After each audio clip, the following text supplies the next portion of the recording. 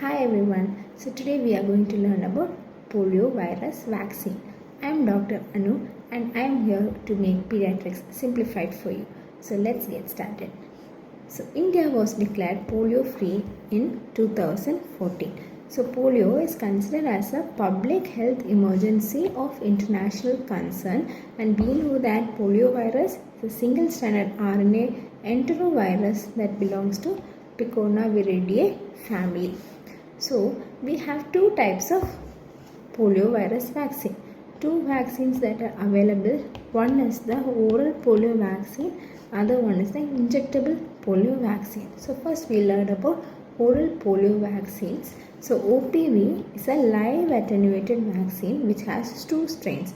One is the Sabin 1 and the 3. So because it has two strains, it is called the bivalent oral polio vaccine. So it is given as 2 drops, which is 0.1 ml, and it is a heat sensitive vaccine. So the storage recommendation is +2 to +8 degrees Celsius, and the vaccine vial monitoring indicates the storage quality of this vaccine.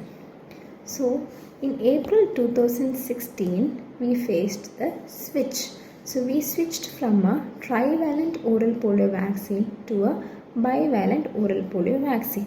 So initially oral polio vaccines had Sabin 1, 2 and 3.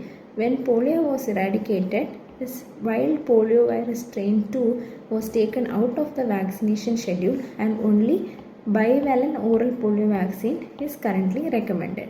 So we will see the reason why it was removed. So before knowing the reason why, we have to learn about two entities. First is the vaccine associated paralytic poliomyelitis, and second is the vaccine derived poliovirus.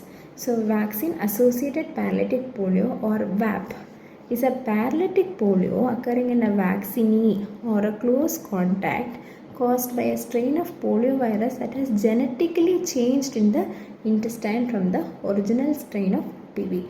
So when OPV is administered in the intestine of the person who has received this, or when the virus goes through the fecal-oral route, reaches the contact, and then it genetically changes, and then that person acquires a polio or a paralytic polio, it is called VAP, that is the vaccine associated paralytic polio. So the case definition is a case compatible with paralytic polio lasting for at least 60 days, occurring in an OPV recipient between 4 to 40 days after the dose of OPV was administered, in a person who has had a known contact with the vaccine recipient between 7 to 75 days. So next is the vaccine derived poliovirus. So this is a attenuated virus in live OPV vaccine will acquire neurovirulence and transmission capacity through replication and genetic divergence, and they will circulate in the community. So there are three types of VDPV, or the vaccine derived poliovirus. One is the circulating VDPV, which is being seen circulating within the community.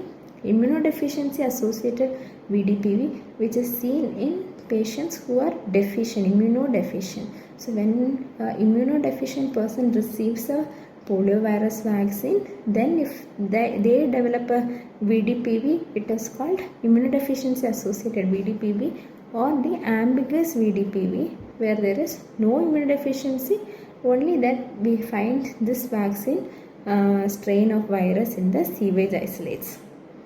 Coming to IPV.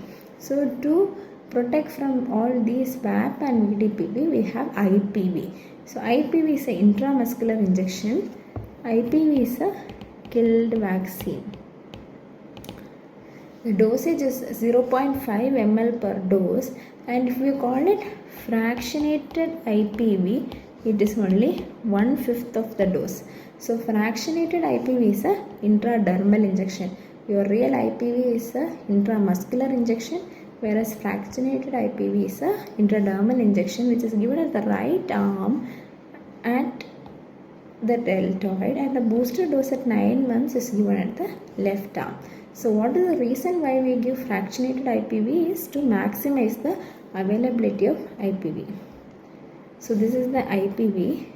So why have to vaccinate with both OPV and IPV. So IPV will induce an immunity base that can rapidly be boosted if there is a outbreak of a type 2 polio. So we saw that in OPV there is no type 2 virus because we have eradicated the polio. So if at all there is an outbreak, IPV will help in boosting the immunity. It is going to reduce the risk of FAP and also boost the humoral and mucosal immunity against poliovirus type 1 and type 3.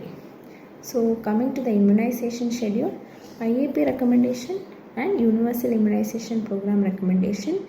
Our IAP recommends birth dose of OPV, IPV at 6, 10 and 14 weeks and IPV booster at 15 to 18 months and between 4 to 6 years.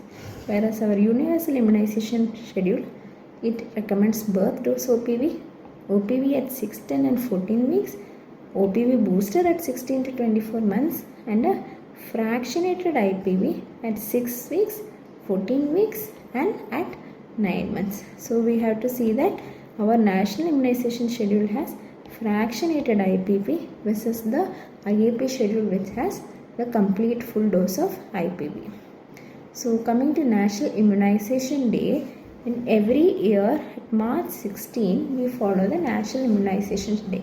This is to reduce the transmission of wild polio in endemic regions. So it is conducted annually which will last for 1 to 3 days. One dose of OPV is administered to all children who are less than 5 years regardless of the prior vaccination history. Regardless of their prior vaccination history, all children are given vaccine. During low transmission season of polio and enterovirus, this day is picked. So in India it is in March 16th. So these are certain basic information regarding the polio virus vaccine, and you can comment in the section if you have any doubts regarding this, or if you need more such videos regarding other vaccinations, you can also mention it in the comment box. Please share and like this video, and please follow our channel for more such informative videos on pediatrics. Thank you.